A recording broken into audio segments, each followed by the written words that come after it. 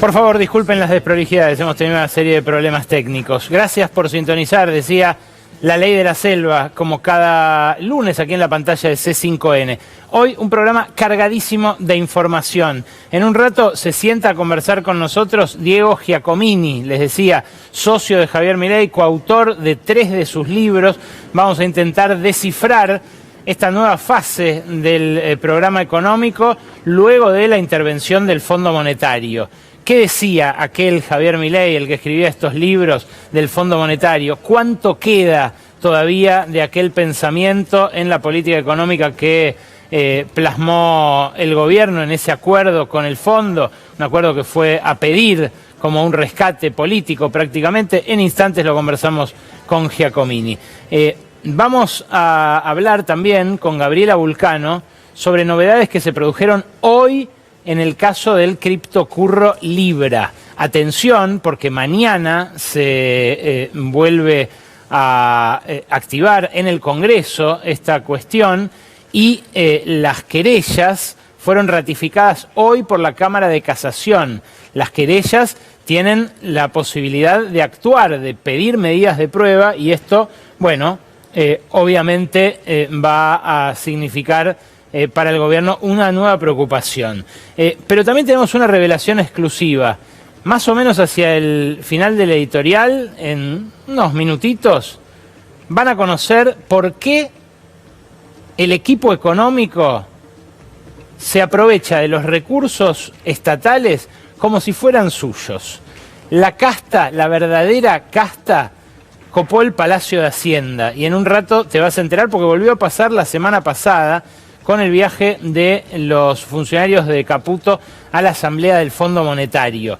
¿Qué volvió a pasar? Bueno, lo que pasó durante todo el año pasado, durante todo 2024, todo el año pasado, y que en un ratito te vas a enterar aquí de primera mano. Pero voy a arrancar con lo de Huerta de Soto, que veían ustedes hace un instante nomás. Huerta de Soto, el ídolo de Milei, habló contra la democracia. Lo hizo al ser premiado por un presidente de nuestra democracia. Vale la pena escuchar de vuelta lo que dijo este intelectual, hasta ahora marginal, de la ultraderecha española.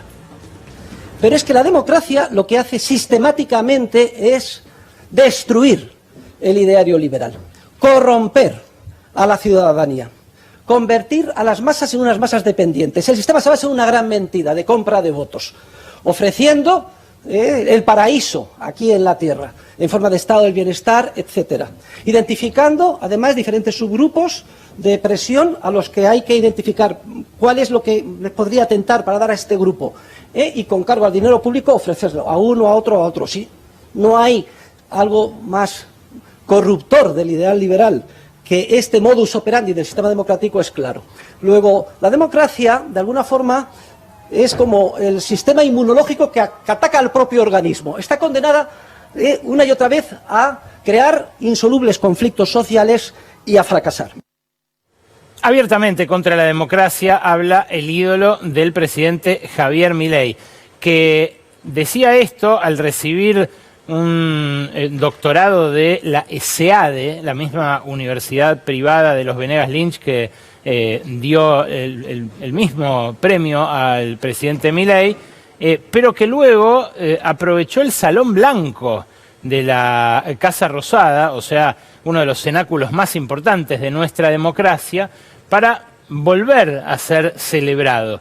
Es curioso el caso de estos anarcocapitalistas antiestatales que se valen de los recursos del Estado, las pompas del Estado, para autocelebrarse, ¿no? Es un caso que se repite una y otra vez, tanto con Milei recibiendo estos premios en todo el mundo, como cada vez que trae uno de estos para premiarlo acá también. Ahora, la verdad, lo de Huerta de Soto es casi anecdótico al lado de lo que significó para la democracia esta declaración de la semana pasada de Kristalina Georgieva, en plena asamblea de primavera del Fondo Monetario Internacional, en el momento en el que se reúnen los ministros de Economía de todo el mundo a escucharla, dijo esto sobre nosotros. Domestically, The country is going to go to elections, as you know, in October, and it is very important that they don't derail the will for change. So far, we don't see that. We don't see that risk materializing, but I would urge Argentina, stay the course. Insto a la Argentina a mantener el rumbo, decía Georgieva, hablando específicamente de las elecciones argentinas. Fue tal el revuelo, tal el escándalo que se armó por estas declaraciones en Washington, en el mismo lugar donde en la discusión del acuerdo por Argentina trascendió la misma semana pasada, la mitad del directorio había dicho no le den la guita a esta gente, se la va a patinar. Bueno, en ese mismo lugar estalló el escándalo, y vaya si lo ameritaba, por esta declaración injerencista, abiertamente. De hecho, de un injerencismo que no se veía en el Fondo Monetario desde el Carmonazo en Venezuela en 2002.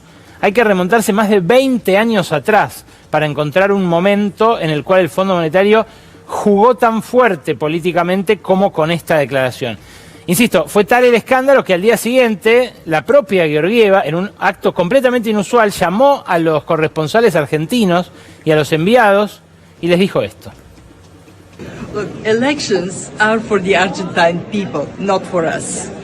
What we have learned from experience is that very often, before elections, governments weaken their resolve to reforms. So my message was to the government, stay the course for the benefit of growth in Argentina, for the benefit of the Argentine people.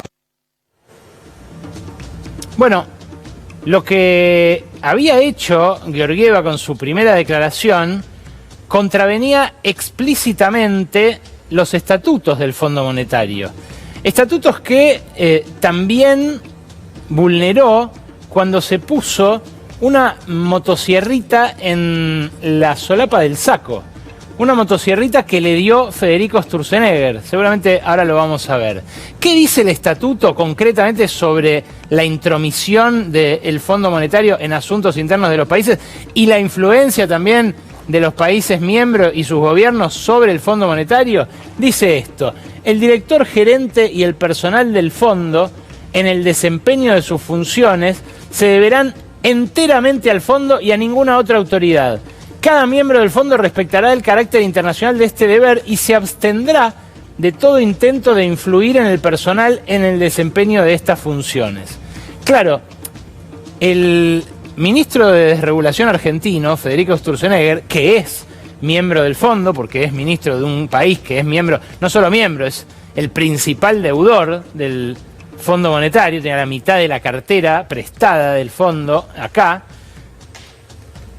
influyó decididamente sobre Georgieva con esa motosierra. La motosierra que ella gustosa aceptó y se puso en la solapa. Insisto, es tan flagrante la violación de los estatutos, de las supuestas funciones del Fondo Monetario, que al día siguiente de haber dicho lo que dijo que las elecciones son para los argentinos y intentó aplacar un escándalo que terminó hoy con el gobernador Axel Kicillof, por ejemplo, pidiendo que la echen en una carta que mandó al directorio del Fondo Monetario como ex ministro de Economía, como gobernador de la provincia, y también a un revuelo interno que, bueno, no hace más que pegarla todavía más a Javier Milei, porque ahora está clarísimo que la suerte de Georgieva está atada a la del experimento libertariano acá. Claro, esto contrasta con determinadas cláusulas del programa del Fondo Monetario, del préstamo del Fondo Monetario, que lo complican a Milei para las elecciones. Lo que hemos visto en estas 2 primeras semanas, en realidad con feriados, así que ni siquiera semanas completas de vigencia de este nuevo programa, de este nuevo plan económico, que ya no es el que quería tener Milei, sino que es otro, es el del Fondo Monetario, es que no parecen ser tan estrictos con las exigencias y con las metas. ¿Por qué? Bueno, porque como dijo la propia Georgieva, quieren que Milei gane las elecciones. Lo que pasa es que Milei se está excediendo en un gasto particular, que es el gasto en intereses de las letras que se usan para la bicicleta financiera. Fíjate este gráfico a continuación que muestra cómo fue evolucionando este gasto mensualmente en billones de pesos. Billones debe leerse ahí arriba. Fue aumentando el gasto en intereses de las letras capitalizables hasta llegar en marzo de 2025 a 5 billones de pesos, una cifra que más que duplica el promedio del año pasado. Esto, saben en el fondo, es gasto público también. Lo vamos a hablar con Giacomini en un ratito. Lo que pasa que es lo que mantiene viva la bicicleta financiera, a la cual, vamos a ver ahora, apuesta Caputo en un 100% para llegar a las elecciones. ¿Quién va a cobrar esto? Bueno, aterrizó hace un ratito, ahora, a las 6 de la tarde más o menos, el nuevo jefe del Comando Sur de los Estados Unidos. ¿Se acuerdan de la generala Richardson? Bueno, era la jefa del Comando Sur en la época de Joe Biden. Ahora asumió este hombre, Alvin Halsey. Alvin Halsey llegó esta tarde a la Argentina, se va a reunir mañana con el ministro Luis Petri, va a tener una nutrida agenda de actividades allí en la embajada estadounidense, pero en definitiva es otro símbolo del respaldo de Donald Trump y otro aviso de que esto no va a ser gratis, ¿no? La vez pasada Laura Richardson estuvo en Ushuaia, habló de poner una base naval allí, expresó la preocupación de su país respecto de que China tenga inversiones ahí, de que esté proponiéndose como socia en un puerto en Río Grande, que tiene previsto construir allí Mirgor. En fin, es un momento delicado para jugar a los bandazos en la geopolítica. Estamos en lo que parece ser los prolegómenos de una guerra ya abierta entre Estados Unidos y China. El gobierno de Milei está jugadísimo por las bandas y las estrellas. Hay que ver, insisto, qué quiere Washington a cambio. Pero lo que sí sabemos es lo que buscan quienes apoyan a Milei acá.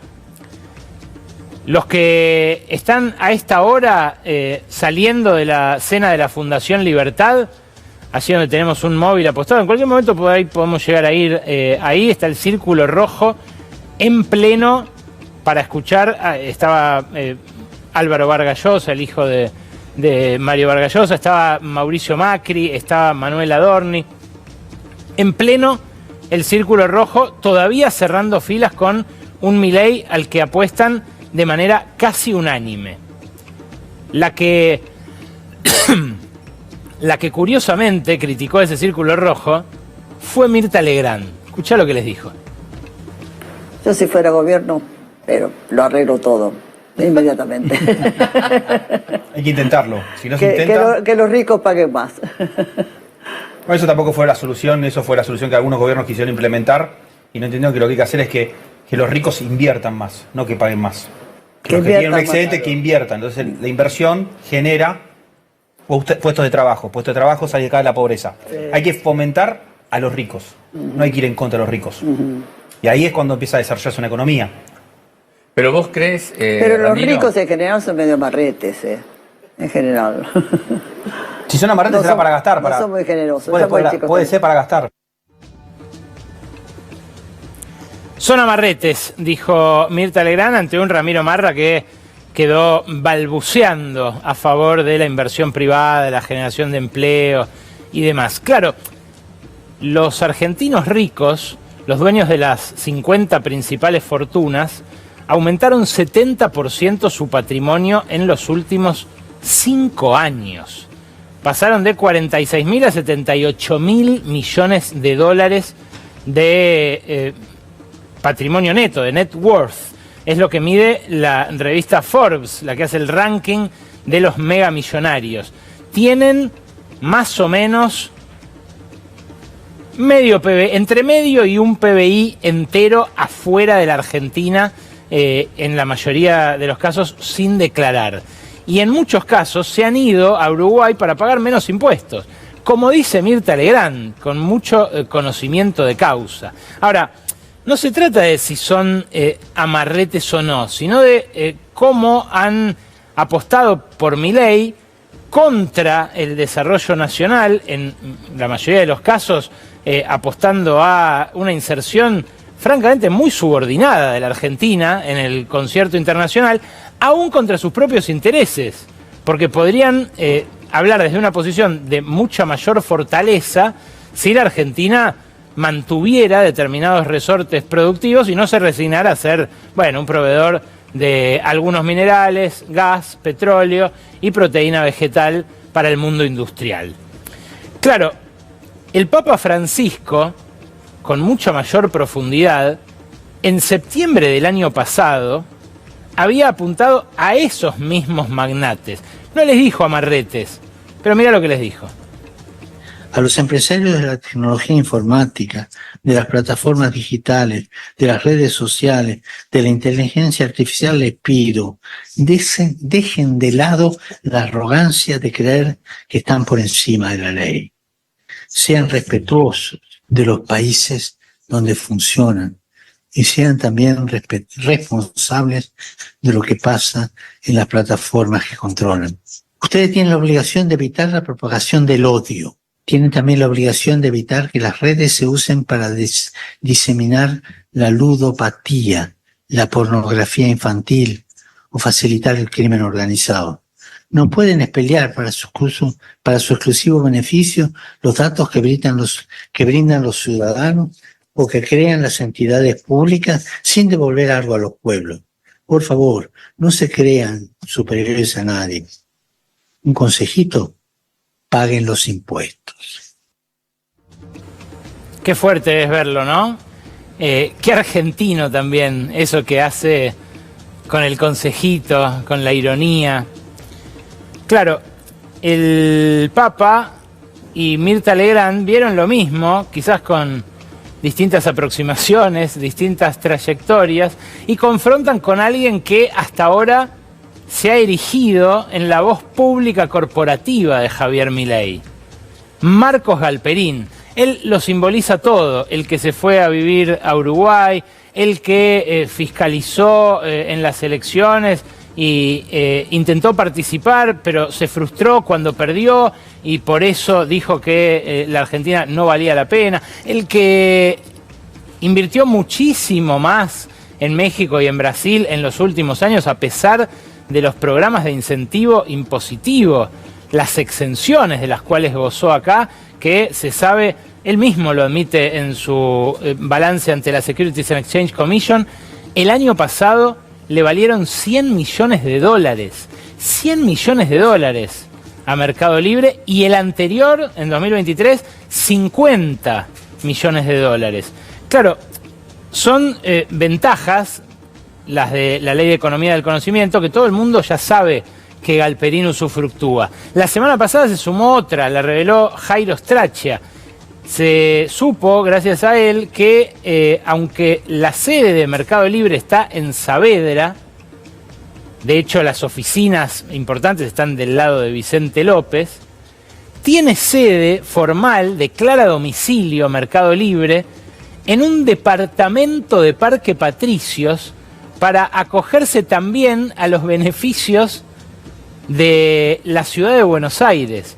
Paga como distrito tecnológico Mercado Libre, aun cuando no está en el distrito tecnológico demarcado en la ciudad para las empresas que justamente arrancando, empezando, quieran gozar de sus beneficios. Lo embolsa todo Galperín, y en esto no quiero abusar del lenguaje, no porque sea amarrete, sino porque el Estado argentino y la regulación argentina se lo permiten al punto de que lo benefician a él en detrimento de los jubilados que han sido ajustados durante el último año y medio.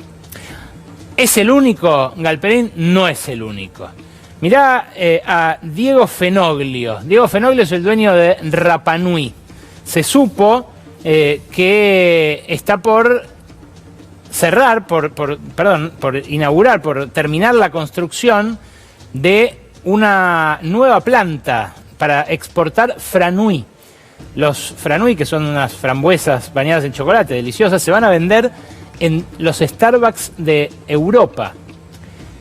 Y Fenoglio dice, lo dijo este verano, en un tape que vas a ver ahora, que estas inversiones las hace porque cree en Milei. Escuchaba enfervorizado, como lo decía en el verano en el podcast La Fábrica. Tengo un proyecto hace 30 años de hacer un estadio para hockey sobre hielo, patinar artístico en Bariloche, para 4.000 personas. Lo voy a hacer por Milei. Pues no lo hubiese hecho si no hubiese estado Milei. Título mañana. No, te juro por Dios. O sea, si yo tengo algo estable, lo puedo hacer. Si no, no lo hubiese hecho. Porque no podés hacer así, pero así como yo. Debe haber miles de empresarios que miran en la parte positiva. Sí, es posible que haya miles de empresarios que miren la parte positiva. No los tengo contados. Es cierto que la mayoría lo hace. Lo que seguramente no tienen miles de empresarios, especialmente los pymes, que muchos de ellos nos están mirando, es un préstamo de 3.000 millones de pesos para terminar esa planta en Pilar. La planta va a costar más o menos 10 millones de dólares, de los cuales 3 los ponemos nosotros. Digo, los ponemos nosotros porque si llega a haber un sobresalto en los próximos años cambiario, esos 3.000 millones de pesos, que son en pesos, se van a licuar. ¿Qué hacen los bancos para evitar esto? Los bancos comerciales, no los que se fondean con la nuestra, prestan en dólares, sobre todo cuando es para un negocio exportador, como va a ser la venta a Europa de los franui de Fenoglio. En fin, Mirta los definió, no lo voy a hacer yo. Los empresarios apuestan en Argentina, en muchos casos, con la garantía de que van a ganar. Y en esos casos, en general, eso los enfervoriza para defender a determinados gobiernos que le garantizan esas prebendas. Ahora, hay muchos otros empresarios que, en cambio, corren riesgo, sufren y en algunos casos hasta pierden por las mismas reglas del gobierno que beneficia a ese grupito selecto. Los que están a las puteadas, por ejemplo, perdón mi francés, pero son los del campo.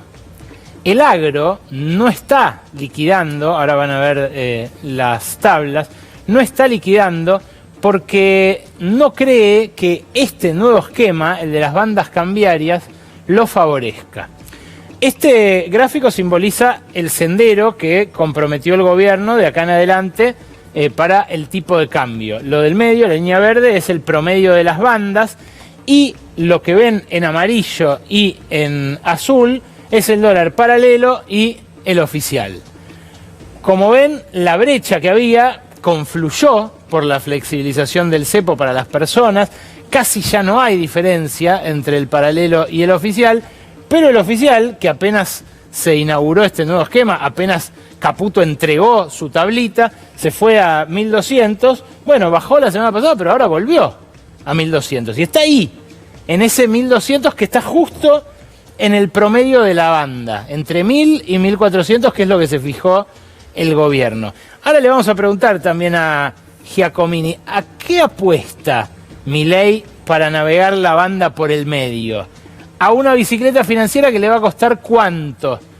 En todo caso, ya está sentado para conversar con nosotros el antiguo mejor amigo del presidente, coautor de 3 libros con él, uno de los cuales traje, y vamos a conversar sobre él, autografiado por ambos, para Ale Berkovich. Tiene otros tiempos, evidentemente.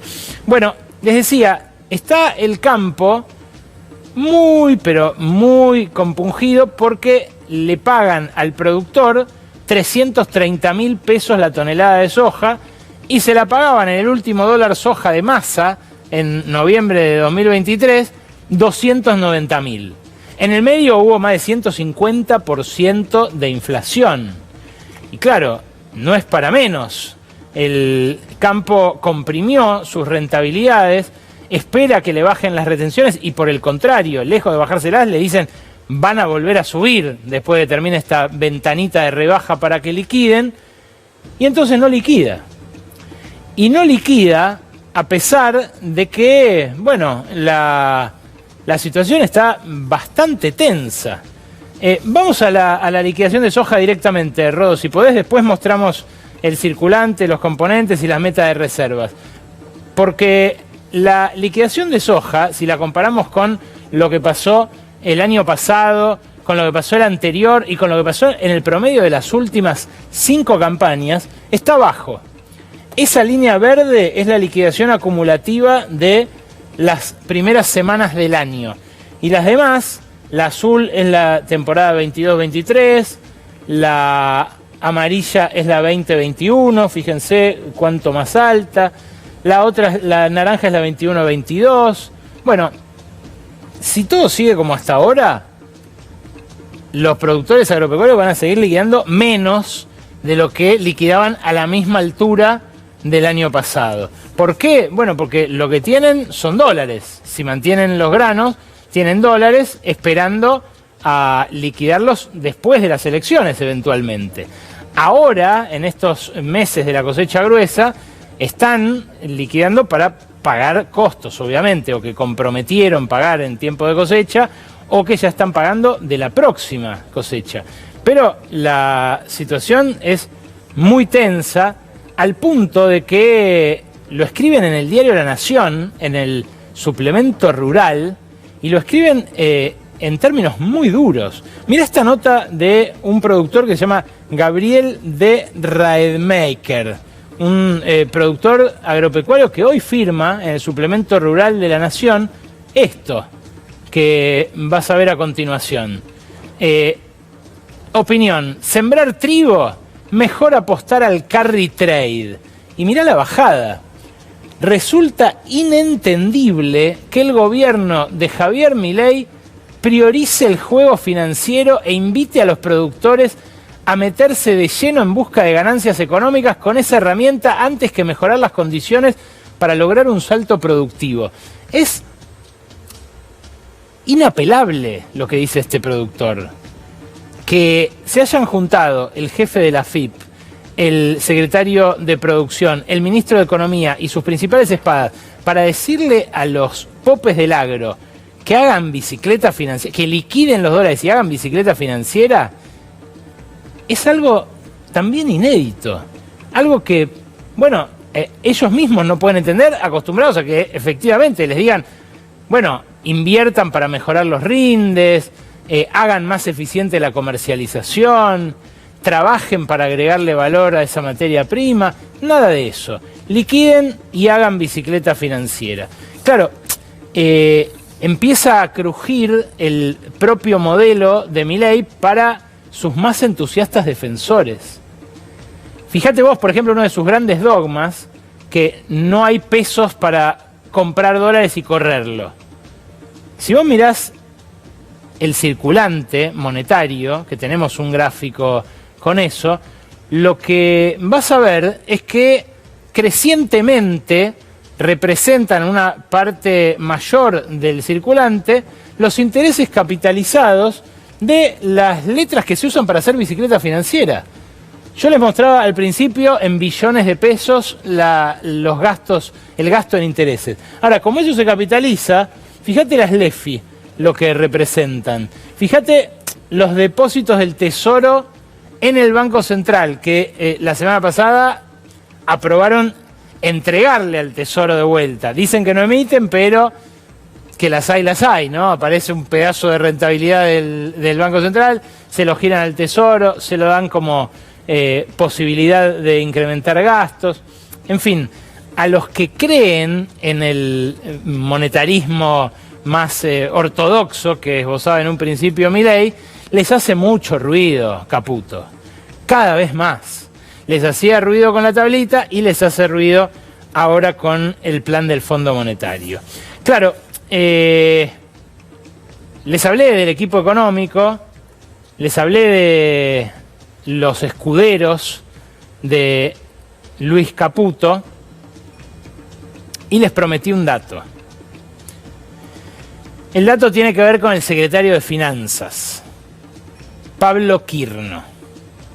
De Pablo Quirno les hablé hace 15 días cuando les conté que había aprobado la constitución de un banco, el Brubank, en el cual a la postre fue a trabajar uno de sus hijos, Pablo. Hoy te voy a hablar del otro de los hijos de los hijos de Quirno, Marcos.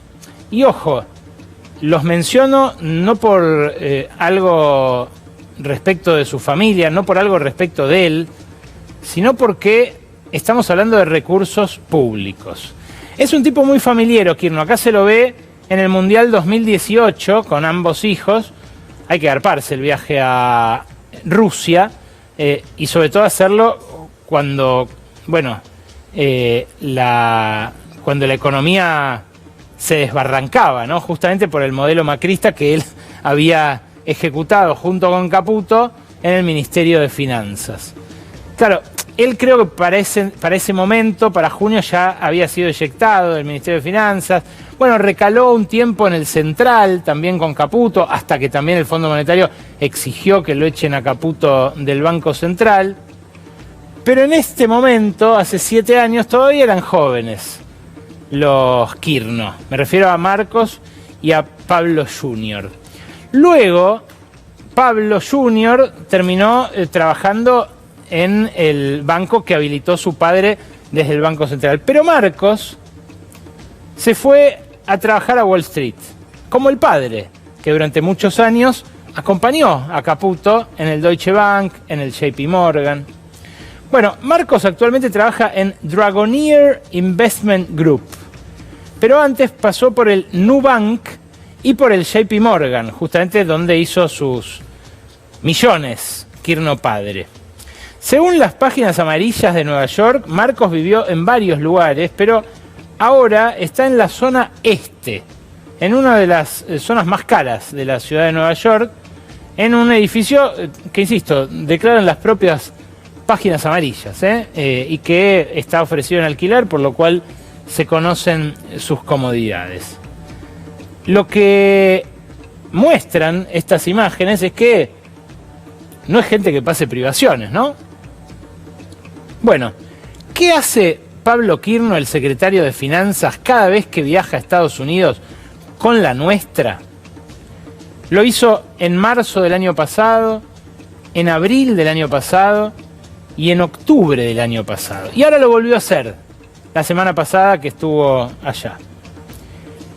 Llega unos días antes o se queda unos días después de las reuniones de trabajo que tiene en Washington o en Nueva York, a las cuales viaja como funcionario nacional.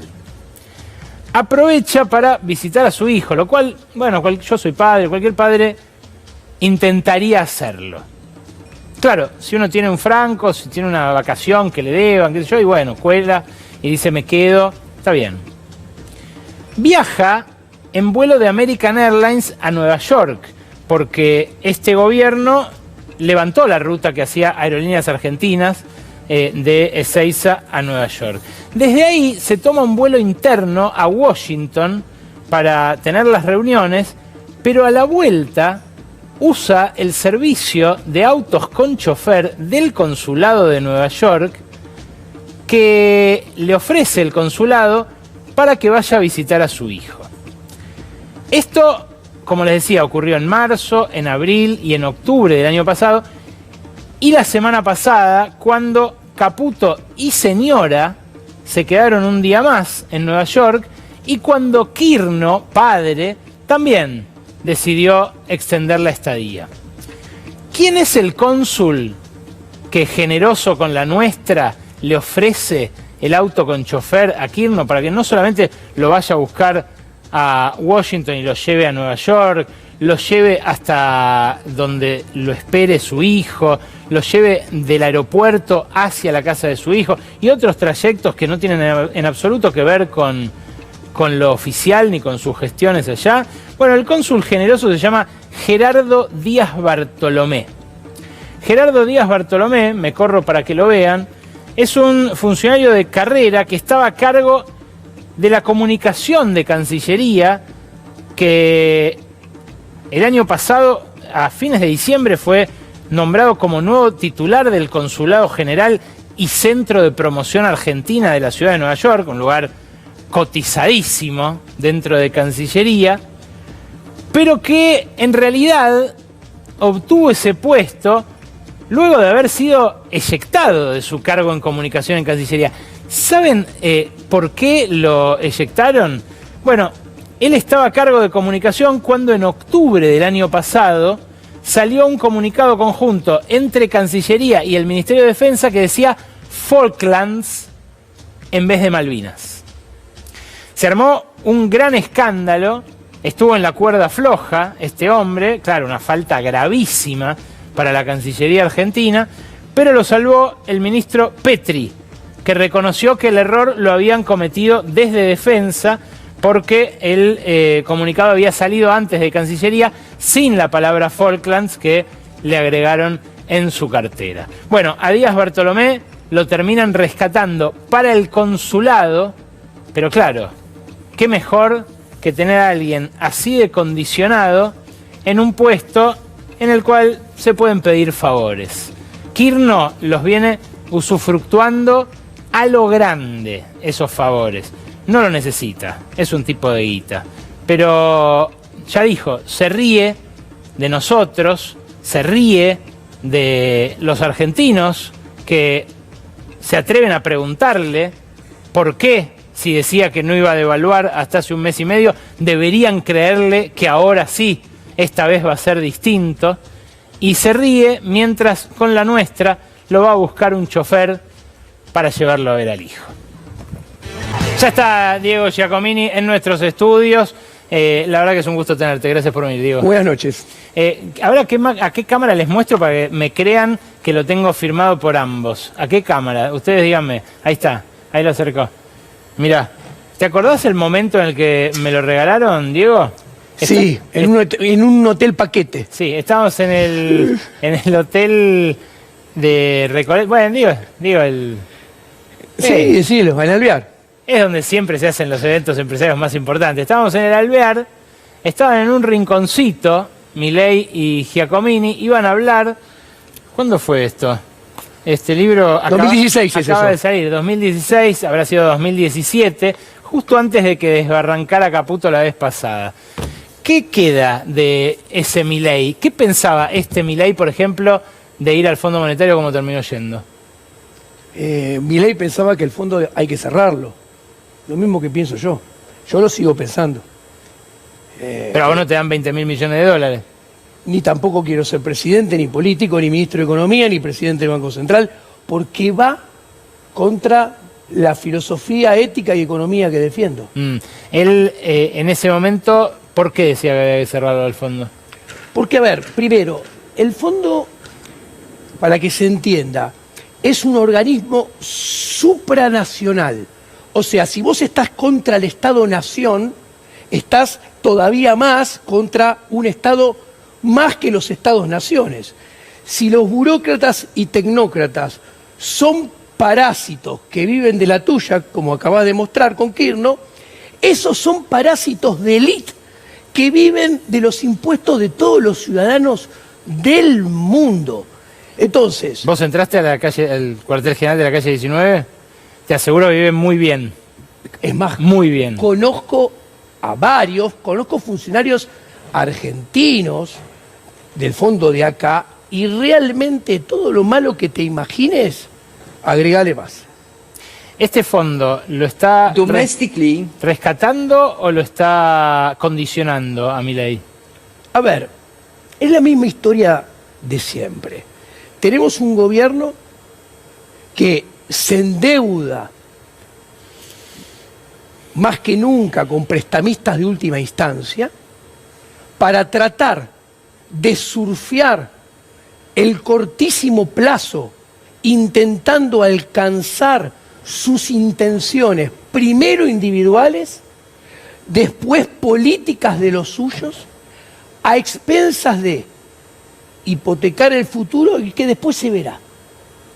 Lo mismo de siempre, pero peor. ¿Puede ser que sea más acelerada esta vez? ¿Puede ser que estemos ante un corto plazo más corto todavía? Sí, no tengas duda. Vos fíjate que te hago un ejercicio rápido. Hagamos uno optimista desde el punto de vista del gobierno y otro muy optimista desde el punto de vista del gobierno.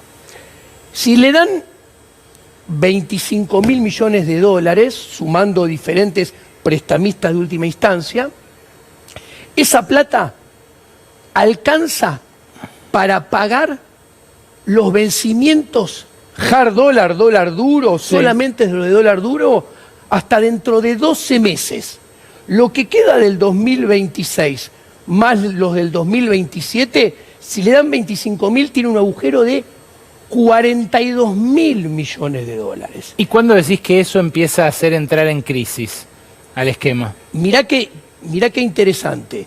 En la foto sí, es una andanada de dólares que parecen un montón de dólares. Sí, claro. Lo cual, mirá qué interesante, te están generando una oferta artificial de dólares transitoria que no tiene nada de libre mercado. ¿Por qué? Porque por un lado, ¿quién te la provee? Prestamistas de última instancia que se financian con los impuestos de todo el mundo o con emisión monetaria. Y del otro lado, te pisan la demanda de dólares más importante porque las empresas, todas, están 99% igual de encepadas que hace un mes, hace 3 años o 4. Ahora, ¿qué pasa? ¿Dónde ves que esto es un acuerdo, como yo digo, gorila? En esencia 100% político para que no gane volumen la oposición peronista en las elecciones de medio término pensando en las presidenciales. Que es lo que dijo Georgieva abiertamente, ¿no? Exactamente. Y esto yo lo vengo diciendo y explicando desde antes de que se sincerara el fondo. ¿Vos a dónde ves esto? Los individuos son los que votan. A esos los dejo comprar dólares. Total, su demanda es chiquitita y con la andanada de dólares transitorios en el cortísimo plazo, me lo banco. Pero las sociedades, no tengo costo porque no votan las sociedades. Ahora, no tengo costos en el corto plazo, porque en el mediano y largo, las que invierten son las empresas, las sociedades. Que eso es lo que brilla por su ausencia, Y ¿no? la inversión privada en Argentina, con Javier Milei, desde que empieza su gobierno, promedia 14.2% del PBI. ¿Sabés qué es eso? Sí, sí. La peor performance de todos los presidentes desde Néstor Kirchner para acá. Por debajo de la pandemia incluso. Sí, es Exactamente. gravísimo. Sí, es gravísimo. Pero esa guita, ¿para cuánto alcanza? Porque vos decías, hay un escenario optimista y uno pesimista. Mirá, muy sencillo. Yo divido el tiempo en 3 bloques temporales. Ajá. El primero, pongamos una fecha arbitraria, pero porque hay que elegir una, es el 7 de julio, donde con estos 20.000, 25.000, no sabemos cuánto van a entrar para esa fecha, van a tener que, con esas reservas brutas, ¿qué quiere decir brutas? Que no son tuyas, son prestadas, son alquiladas, etc. Vas a tener que pagar, redondeando, 6.000 millones de dólares de los bonos reestructurados de Guzmán, que después va a tener que, redondeando, pagar otros 6.000 millones en enero del 2026. Entonces, ¿qué sucede? Cuando vos macheás que, como vos mostraste, no te liquidan o te liquidan menos que nunca, van a tener que abastecer con los dólares también la demanda de los importadores. ¿Qué quiero decir? Esos dólares que parecen un montón escasean como loco y los van a tener que racionar en realidad. ¿Esto qué quiere decir? Que sirve para que el primer bloque temporal les alcance para mantener el dólar artificial y transitoriamente pisado con fines electorales, porque piso el dólar es ancla para intentar prenderle una vela a la fuerza del cielo a ver si puedo perforar el 2.5% de inflación mensual, que no lo pudo perforar hace 5 meses y el último dio 3.7. El segundo bloque temporal termina en las elecciones. El segundo bloque temporal, que ahí, ya que va a ser el mercado, va a empezar a cotejar cuántas reservas brutas me voy gastando, claro, versus cuántas voy comprando con expansión, emisión de base monetaria. Atenti, y esto Milei lo dijo, yo lo conozco, él le tiene terror. El año pasado, cuando el dólar paralelo sube de 1.000 a 1.500 pesos, fue entre abril y julio. ¿Por qué? Porque compraron reservas con emisión monetaria, pesos que los argentinos no queremos, y volvieron al dólar paralelo en alguna manera, por eso subió de 1.000 a 1.500. Ahora, ¿qué pasa? En ese segundo bloque van a empezar a cotejar. Bueno, ¿cuántos dólares se gastan y cuántos compran? Como Milei dijo que va a comprar solamente en la banda de abajo, que por ahora no aparece nunca, no la toca, no va a comprar. Además, como dije, tiene miedo de comprar, porque tiene miedo que se le vaya al dólar, que los que compran ahora dólar libre compren más porque hay más peso. Exacto. Con lo cual el tipo de cambio en ese segundo bloque temporal, probablemente, no lo sé, no sé la fecha, no sé la intensidad, pero vaya subiendo. Ahora, ¿cuál es el punto? Que si en algún momento llegara a tocar la banda superior, debería vender dólares que escasean en realidad, tiene que racionar, y la meta de acumulación de reservas, ya te digo, Georgieva va a empezar a repartir perdones políticos a todo el Poder Ejecutivo Nacional. ¿Por qué? Mirá, el primer bloque de acumulación de reservas son 4.000 millones de meta. A julio. Sí. Después a diciembre hay que juntar otros. 9.000. Claro. Para que pasen las de verdad de menos 7.500 a 1.500. Te cuento, Berco. El año pasado, después de que el dólar subió 120%, desde que lo suben hasta abril, acumularon solamente 8.900. Cayeron a 6.000. Con el carry trade mucho más fuerte el que van a lograr ahora. Y con el blanqueo solamente lograron acumular 11 en todo el año después de haber subido el tipo de cambio 120%. Claro, lo que pasa es que en el medio se la fumaron en parte los turistas que viajaron, los que se compraron dólares también para atesorar, toda la demanda que siempre abastecen estos créditos. Y, exacto, y ahora te agrego, con este tipo de cambio, haciendo bien la cuentita, más todavía. Este año ya perdieron menos 6.000. Entonces, ¿qué sucede? En realidad, este gobierno está metido en un callejón sin salida, ni por abajo, ni por arriba, ni las paredes, que lo único que quiere es llegar a la luz de final de ese callejón, que son las elecciones. Y después veremos qué hacen. No tienen plan. ¿Ok? Ahora, cambiaron el modelo cambiario del crawling peg, la tablita del 1 de Arriazu, que antes era la tablita del 2 de Arriazu. Bueno, porque tenía severos problemas. ¿Cuáles eran los severos problemas? Los severos problemas eran, desde el lado monetario macro, no permitía acumular reservas. No sirvió, no fue exitoso para bajar la inflación. El gobierno de Milei te quiere vender que bajó exitosamente la inflación, pero el gobierno de Milei emite con utilidad del Banco Central igual que todos los gobiernos anteriores. No tiene independencia del Banco Central igual que todos los gobiernos anteriores, por lo cual no es exitoso bajando la inflación y tiene más inflación que la que tuvo Guzmán en el 2020-2021. O sea, exitoso para sus fanáticos de Twitter. No logra bajar el riesgo país desde el lado macro, con lo cual no ayuda a las inversiones. Tiene la peor performance de inversión privada. Desde el lado micro, a lo largo y a lo ancho, que esto es lo que importa, la micro importa mucho más que la macro, la rentabilidad del 70-75% de la economía argentina tiende a cero. La gente le cuesta producir, vender, facturar y cambia plata. Ahora,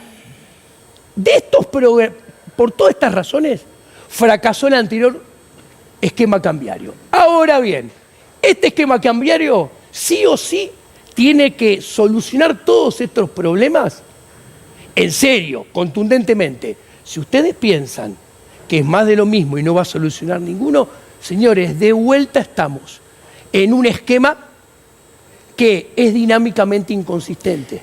Diego, y va a terminar fracasando y va a ser cambiado. ¿Tenés 5 minutos para aguantarme la tanda? Porque la verdad que tengo una sola pregunta más. ¿Qué diferencia este programa del fondo del anterior? Que ya chocó Caputo. La verdad tengo un notón después de la tanda. Quédate porque viene Camila Sosa Villada, escritora exquisita, deliciosa. En la semana más fuerte de la Feria del Libro vamos a conversar con ella. Pero me queda esta pregunta para Diego y todo lo que Gaby Vulcano tiene para ustedes hasta las 12:30 sobre el criptocurro Libra, que mañana vuelve a ventilarse en el Congreso. Quédate. Seguimos con Diego Giacomini, economista, además estudioso de la filosofía, coautor de 4 libros junto con Javier Milei. Me quedó la última, Diego. Vos decías, periodizando, trazando escenarios optimistas y pesimistas, lo que viene es tenso.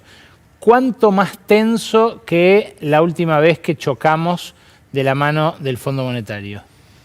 Mirá, yo creo que la gente cuando vea los numeritos que va a presentar el INDEC en el 2025 y los compare con el 2024, los numeritos van a lucir mejor. Pero la realidad micro y la macro, debajo de la alfombra, es mucho más complicada en el 2025 que en el 2024. Mirando para adelante, yo creo que la segunda mitad de este mandato, macroeconómicamente, va a ser más complicada que la primera mitad. Porque realmente se están acumulando unos problemas dinámicos desde lo monetario, desde lo fiscal y sobre todo de lo microeconómico, que pasa después a derramar a lo productivo y social, que realmente son cada vez más complicados y a mí me preocupan mucho. Diego, gracias por venir. Un placer. Bueno, les prometí información sobre el criptocurro Libra. Esto es lo que mañana se va a reactivar en el Congreso y lo que nos trae esta noche aquí a la Ley de la Selva, Gabriela Vulcano.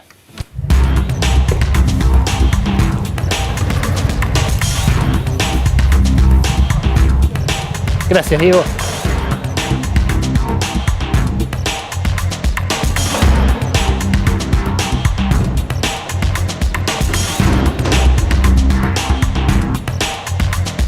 Lo que les conté en la apertura del programa es que los que están complicados en serio son Manuel Terrones Godoy y Mauricio Novelli.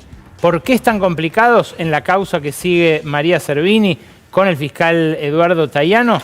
Porque estuvieron hospedados las 4 noches en que Hayden Davis estuvo hospedado en el Four Seasons, ellos también ahí. Y porque estuvieron en todos los vuelos que llevó adelante Hayden Davis, el misterioso norteamericano padre de la criptomoneda, cuando estuvo acá en Argentina. La hipótesis que barajan en el juzgado, Vulcano, la hipótesis que barajan en la Fiscalía de Tayano, es que la guita se pagó por adelantado, que el trato era Milei promocionaba, Hayden recaudaba, pero que esa promoción se pagó de antemano. Eso es lo que tiene que demostrar la justicia. Y eso es lo que me parece mañana va a sobrevolar también la sesión del Congreso, ¿no? Buenas noches. ¿Qué tal, Ale? Mañana hay una sesión informativa en la Cámara de Diputados donde van a interpelar a Guillermo Francos como el funcionario más importante que va a ir mañana, jefe de gabinete. También va a estar el ministro de Justicia, Mariano Cunio Libarona. Y la idea de los diputados y las diputadas de la oposición, obviamente, es preguntarle por cada uno de los cabos sueltos que hay sobre el caso Libra. Entre ellos, obviamente, hay 3 personajes muy importantes. Recién vos mencionabas a 2 de ellos, a a Mauricio Novelli y a Manuel Godoy. Manuel Terrones Godoy. Terrones Godoy, exactamente. Pero también está Sergio Morales, que es otro de los involucrados, obviamente con una situación distinta a la de Terrones Godoy y de Novelli. ¿Por qué es distinta? Porque él es funcionario, todavía hoy, ¿no? Figura como asesor en la Comisión Nacional de Valores.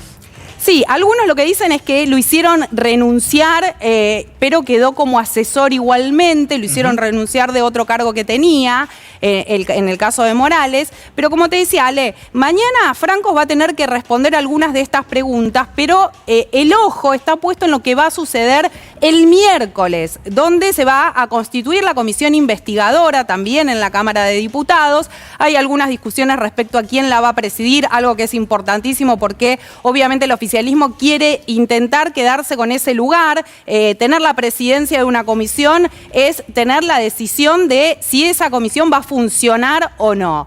Bueno, esa discusión todavía están viendo si pueden llegar a poner a alguien aliado del gobierno. La oposición más dura obviamente dice, no, nosotros no queremos que haya ningún aliado del gobierno y mucho menos que esté un diputado oficialista al frente de esta comisión.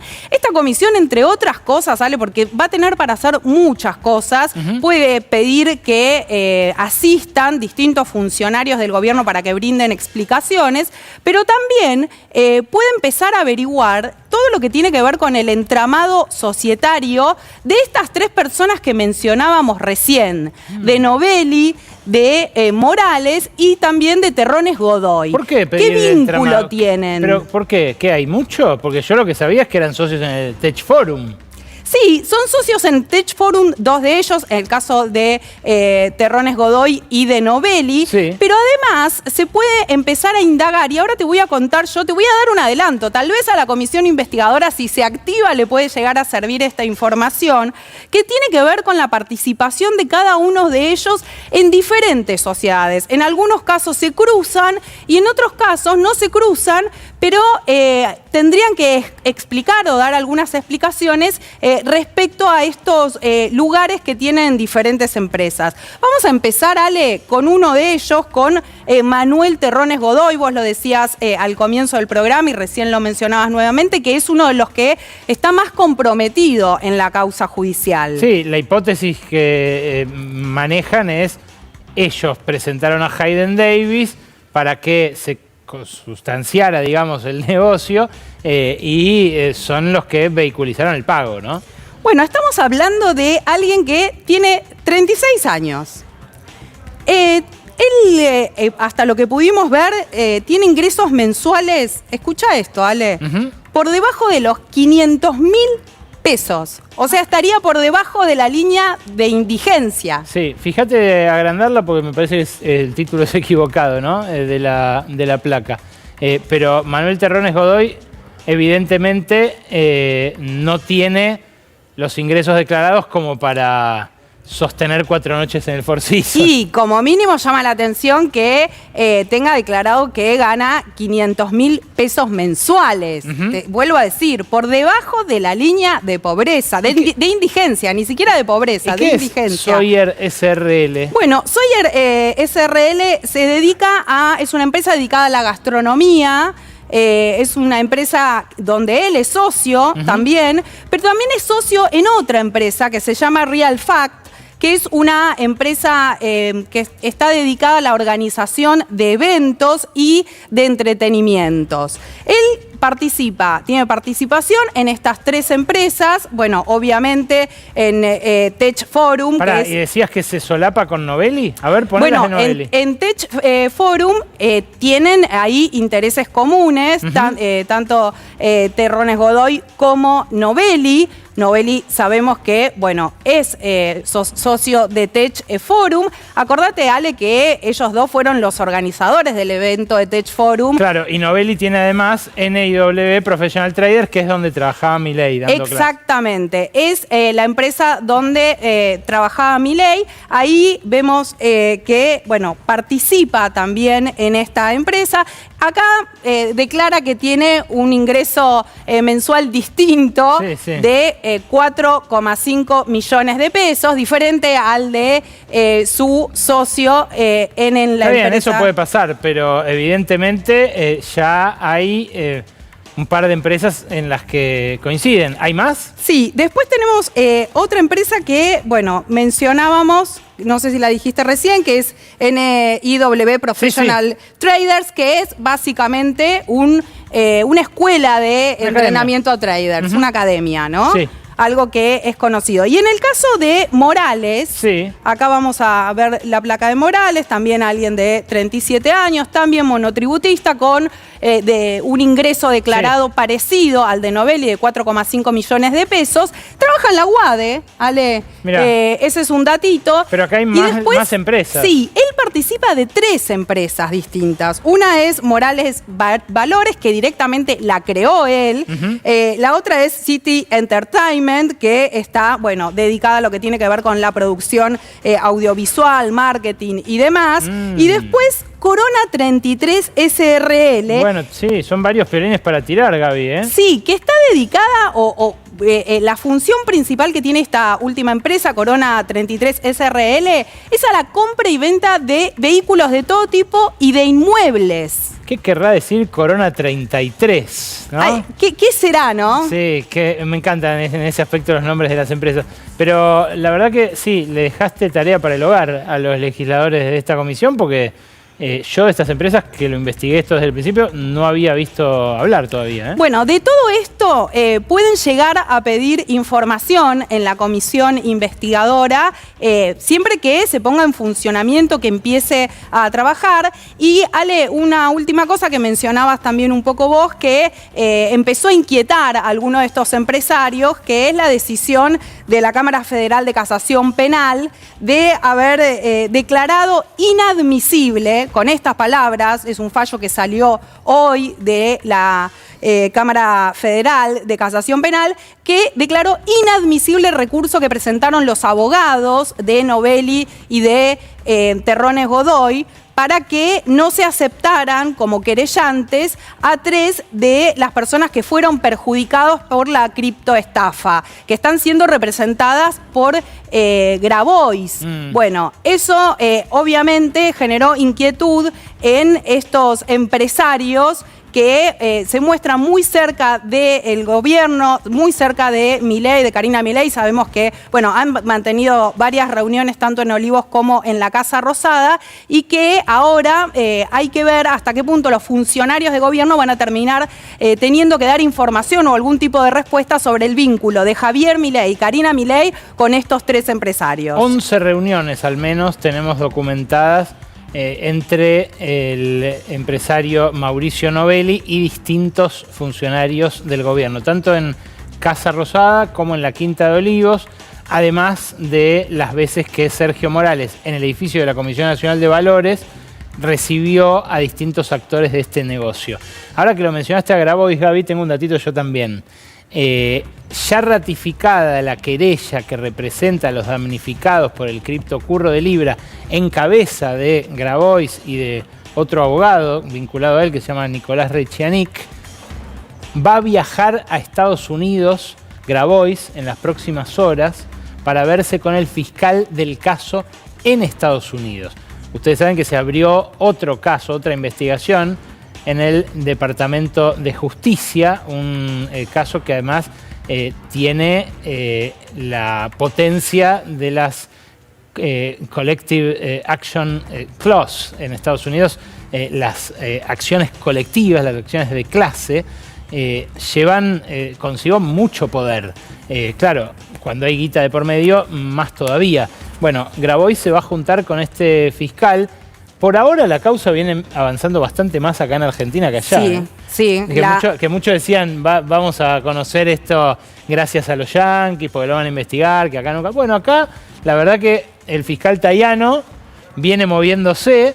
la jueza María Servini, también es un presidente lo que tiene entre manos, ¿no? Sí, algunos le cuestionan un poco los tiempos a la jueza, no tanto al fiscal, pero sí, es cierto que la causa se está moviendo un poco más rápido que lo que está sucediendo en Estados Unidos, donde había mucha expectativa puesta. Bueno, ahora resta saber qué pasa en el Congreso de la Nación, cuál va a ser la respuesta desde la política respecto a este tema. Bueno, muchas novedades en esto, ¿eh? El Zoom que hizo Gaby sobre las empresas que no se conocían, de Morales, de Terrones Godoy y de Novelli, el viaje próximo de Grabois, la ratificación de la querella que hizo hoy la Sala 2 de la Casación, que, ojo, significa también que tanto la Cámara Federal como se constituyó y la Casación son un territorio por lo menos neutral, no favorable a Milei como se creía en un principio.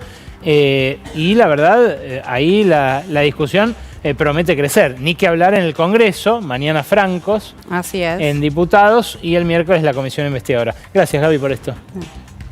Vamos a Camila Sosa Villada. Vamos, acompáñame caminando.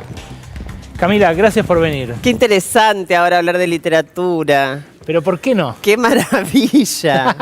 Con todo este teje, pero es más literario esto que lo que escribo yo al menos. La verdad que a veces la realidad supera la ficción. Pero miren este libro, miren esta preciosura que me mandó Tusquets, Planeta, a mi programa de radio. Me lo leí el fin de semana. La traición de mi lengua, es lo que acaba de publicar Camila Sosa Villada, una escritora que además es guionista, es actriz, que a mí me conmueve muchísimo. Es cruda, vibrante, pero a la vez cultísima. Empieza hablando de la elipsis con una exquisitez que francamente a todos los que nos dedicamos de una u otra manera a la palabra no puede no conmovernos. En un momento decís escribir es traicionar en este libro. ¿A quién? ¿A qué? A nuestros padres primero, o a los míos en particular. ¿Por qué? Fue una forma de aislarme de un modo de relación que tenían ellos, muy apasionados el uno por el otro. Y después puede que también haya sido una forma de traicionar al colegio, Me acabo de dar cuenta que no me puse rímel, ¿podés creer? Me toqué las pestañas y están muy suavecitas. Y esto debería estar grumoso. Después a la escuela, a mis compañeros, al pueblo y a mí misma, por supuesto. ¿A vos misma? ¿Y te gusta eso? Sí. ¿Por qué? ¿Y quién se es fiel a sí misma? Yo no sé quién puede ser fiel a sí misma. Fiel a sus deseos, fiel a sus pulsiones. Siempre es mejor traicionarse. Porque además cuando vos cometés una traición contra vos misma o para con vos misma, necesitas pensar más, necesitas más tiempo para pensar qué sigue después de haberte traicionado. Decir, ¿por qué hice esto y no otra cosa? Bueno, eso es como un viaje de conocimiento.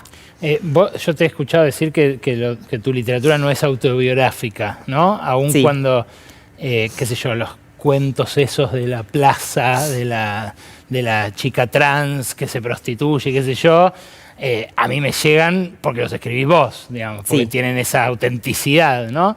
Sin embargo, eso de los padres, entonces, que contás en este libro... Pero fíjate que es... Lo es.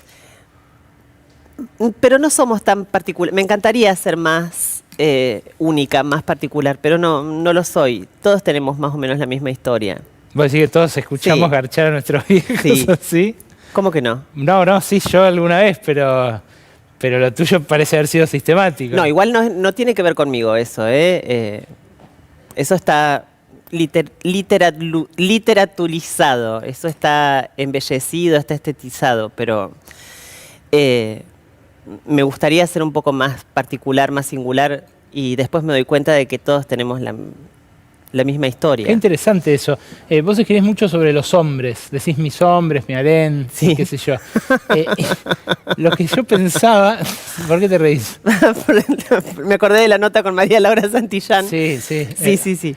Me prometí a mí mismo no preguntarte por ese harén. Bien. Porque, bueno, en cada nota nacen historias nuevas. Pero hay algo que me flasheó cuando vi que hablabas de esos hombres y sus frustraciones, del que se lava rápido. ¿Qué tienen en común los hombres? Porque vos parecés tener un lente que detecta esencias en ese sentido. Yo todo el tiempo viste el programa, hablando de hombres ricos, pobres, de gente con distintos roles sociales. ¿Qué ves en el hombre que siempre ¿En está? los tipos? Sí. Veo desorientación. Creo que... ¡Ay, qué vieja que estoy! Mira, ¿por qué miré para allá? Tengo sinusitis igual. Puede ser que esa cara de cansada... Gracias por el primer plano. Tenemos la misma edad, Camila. La misma edad. ¿Sí? Sí, exactamente. Igual yo miento mi edad, ¿eh? Ah, entonces, no sé. Posiblemente... Yo tengo 43. No. Ah, bueno. No. De todas maneras, me parece que hay mucha desorientación, que hay muchas ganas de encontrarse con las minas, con las trabas, con un tipo, con lo que sea, con lo que se acuesten, no importa qué.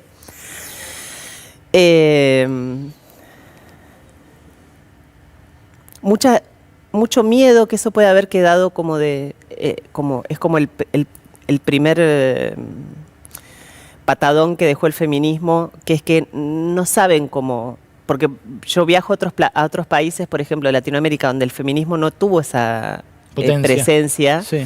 Y los tipos son mucho más libres. Son tipos que todavía se acercan en un bar y te dicen si no te querés tomar una copa con ellos. Acá eso no pasa, no me pasa. Entonces, tienen como un poco de miedo de moverse, no saben para dónde ir. Y la verdad que yo quedo como un poco frustrada después de un encuentro con alguien que no conozco. Con alguien que sí conozco, ya no, pero me quedo con hambre, no sé cómo decírtelo. Siempre están como mezquinando algo de lo que tienen para dar, que en definitiva eso es el amor según Lacan, ¿no?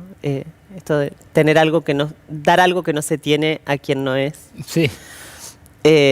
Siempre notas que hay algo que se están como mezquinando. ¿Y eso es de ahora? ¿O crees que...? De ahora, me parece que es algo de ahora, que antes se entregaban más. Y no sé, también mi perspectiva ahora que soy un poco más conocida, que soy un poco más popular, por supuesto está teñida de eso, está teñido de ese miedo a que yo diga algo que los comprometa o que los mande al frente. ¿Y en ese miedo ves alguna potencialidad? ¿Ves algo...? Siempre, el miedo es potencia, siempre. ¿Sí? Sí. ¿Por qué? Porque uno lo ve El miedo tiene mala fama, ¿viste? Entonces no hay que tener miedo, no hay que ser temerosos, pero el miedo, primero que es un gran termómetro de contingencias, de cosas que están sucediendo alrededor, y segundo, bueno, es un buen síntoma. Es un síntoma de que estás vivo, de que tenés instinto de perseverar, de perdurar ahora que en la decís, vida. Sí, es algo muy humano, ¿no? ¿Jugaste a la inteligencia artificial? No, nunca. No. ¿Te da miedo? No sé, no me atrae, no me gustan las imágenes que genera. Pero por ahí habías charlado, ¿viste? No, se puede charlar jamás, también. no. Tengo una amiga que le decía, se puso con el chat TPG, GPT, Sí. le decía, pensá en la historia de las mujeres, eso es lo que te está pasando a vos. Pensá en la historia de los negros, esto es lo que te está pasando. Te están usando a la inteligencia artificial, a ver si no estoy autorizada para responder eso. Espectacular. Vamos, le decía. Espectacular. No, te lo pregunto porque justamente de lo humano me parece que hablas en varios momentos. Y también hablas de esto que venía hablando yo con Diego y con Gaby. Vos escribiste, comprar y vender son actos de maldad. Imagínate que un economista es... ¿Por qué? No te lo esperabas, ¿no? Que me pegara esa frase. Sí, bueno, pensé en el comercio exclusivamente. Nosotros, con mi papá y mi mamá, éramos buscavidas. Ajá. Vendíamos helados, vendíamos pan casero en el pueblo que era turístico, en Mina Clavero. Y siempre está teñido la negociación de algo que tiene que ver con la competencia, con quién es más vivo, con quién saca más ventaja de ese acto. De ese acto que es delictivo completamente. Hay otras formas de obtener y dar lo que uno quiere o lo que uno precisa, que no tienen que ver necesariamente con vender y comprar. Me parece que sí, que están teñidas de un poco de maldad. Esa díada es para mucha gente la única ordenadora del hombre, de la humanidad. Bueno, están equivocados. ¿Y no es también eso un poco un símbolo de esta época o una marca de esta época? No. La mercantilización de todo. No, fue así desde que apareció el comercio. Antes del capitalismo incluso. ¿Y qué es lo que en este momento nos mete tanto miedo? Porque yo veo estos personajes que vos describís acá, acarrean miedos atávicos, en algunos casos más recientes, pero siempre pasados, y se le cuelan nuevos, se le cuelan estos, ¿no? Sí. ¿A qué le podemos temer o qué es lo que nos atraviesa hoy? Yo le tengo miedo a Trump, yo le tengo miedo a él, a China, a Rusia le tengo miedo. Que se pudra. Que se pudra todo, le tengo miedo también a la miseria. Mira, me podés hacer todas las preguntas que vos quieras sobre ese libro y yo te voy a responder siempre lo mismo. A mí me preocupa el bienestar de mi papá y de mi mamá y el de la gente que tengo cerca. No pienso de forma ecuménica, no estoy pensando en el bienestar del mundo, el bienestar de la patria. Te soy sincera, pienso en que estén bien mi papá y mi mamá. Que son mi patria, que son mi gente, que son mi país. Eso te iba a ¿no? decir, eso te iba a decir. Tengo miedo de que ellos la pasen mal, de que no les lleguen los medicamentos, de que no les llegue el stent a mi papá, de que no, que no la atiendan a mi mamá en el tiempo y la forma en que necesita ser atendida cuando tiene un dolor. Eso me causa miedo. Me causa miedo esperar en una sala de hospital, en la sala de espera de un hospital durante horas para ser atendido. Esas cosas sí me dan terror. Que tienen que ver con la salud sobre todo. Pero también tienen que ver con el ajuste, tienen que ver con un momento en el que todas esas cosas justamente, ¿no? Porque hay alguien que está tejiendo por encima de todo bienestar, está tejiendo otra cosa que sí tiene que ver con la maldad, que sí tiene que ver con quedarse con algo que no les es propio. Y está pasando ahora, está pasando mientras charlamos, pasó antes, pasó después, y no tiene que ver con un color político tampoco, ni con una ideología en particular. Sucede de esa manera por encima nuestro.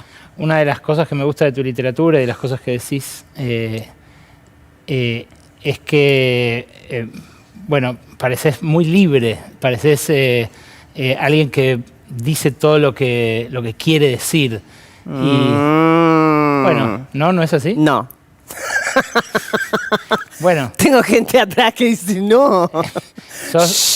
Sos mucho más libre que un montón de otros escritores, que otras escritoras. Ah, bueno, eso sí puede ser, eso sí. Y la verdad, algo que decís siempre es que no sos una víctima, que no te gusta ese rol. No. Pero hablando de esto que estábamos hablando, de Trump, de China, de este mundo, ¿no somos todos víctimas? ¿No es imposible no ser víctima en este momento del capitalismo? Sí, pero también somos victimarios, ¿eh? También hacemos daño. También lo hacemos. Es espantoso pasar por la vida así, ¿no? Viendo en qué momento te hicieron daño y en qué momento lo haces vos. Por eso no me gusta tanto hablar en términos de dolores o de particularidades.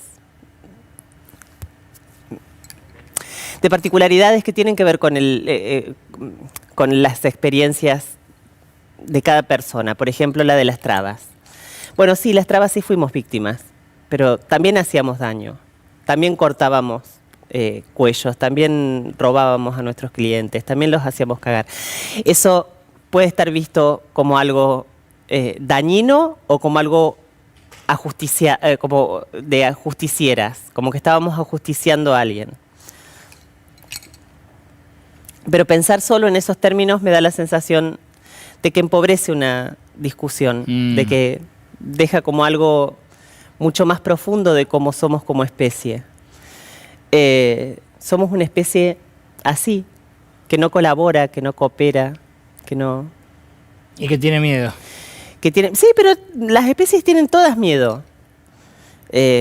Fíjate lo cautelosos que son los animales cuando se encuentran con otro animal. Total. No tiene que ver con el miedo, tiene que ver más con... como con no saber andar en las ciudades, no saber andar en los pueblos, no sé. Mira, veía el otro día una película, Alien Covenant. Mira. Salen a un planeta, a buscar un planeta para colonizar dentro de 300 años, por ejemplo. Finalmente reciben una llamada de un planeta completamente inesperado, que no estaba en el mapa que habían trazado, y deciden ir a ese planeta y se bajan como si nada y pisan como si digo, pero ¿esta gente es científica o es tonta? ¿Cómo te vas a bajar a un planeta que no conoces y lo vas a pisar todo, vas a hacer pis, te vas a sentar a fumar un pucho y ahí sucede todo, se pudre y terminan todos con el alien saliéndole por el pecho? Vi esa cosa de los humanos que no saben moverse. Muy de turista, no sé cómo decirte, muy de gente que viaja a un pueblo y se baja del coche y dice, bueno, este también es mío, esto también me corresponde. Es Camila Sosa Villada quien vino a visitarnos. Además, ahora en su faceta de actriz, protagoniza sus propios libros, ¿no? Me la debo la peli, pero... ¿No la viste todavía? Hiciste muy mal la tarea por hablar con Giacomini. Giacomino, ¿cómo es? Giacomini. Giacomini, sí. La tengo ahí, pero el libro me lo devoré y me encantó. Bien. Así que gracias. Y gracias por venir nuevamente. Búsquenla. Todo lo que ha escrito realmente a mí me resultó conmovedor. ¿Y leíste tesis sobre una domesticación? No todavía. Ay, todas las tareas las hizo pésimo. Bueno, escúchame, un libro para una entrevista en el periodismo pero de hoy. Breve igual, ¿eh? Es un montón. Sí, este es cortito. Igual está marcado como a la mitad, no sé si lo terminaste. No, me tomo examen, es increíble. Gracias por venir, Camila, en serio. Gracias a vos, gracias. Los espero a ustedes la semana que viene, a las 11, como siempre, aquí en C5N, La Ley de la Selva. Chao.